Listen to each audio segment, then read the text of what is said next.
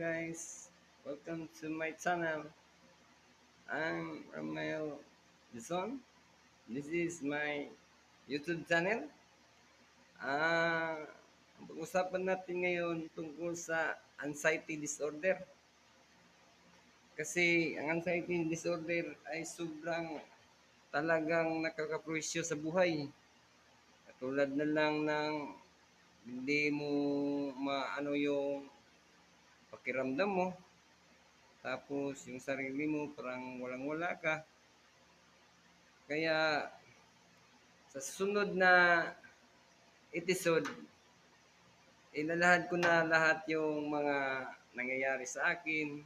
Tapos paano gawin yung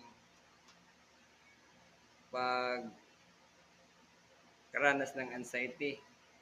Turuan ko kayo sa next episode ko mga idol.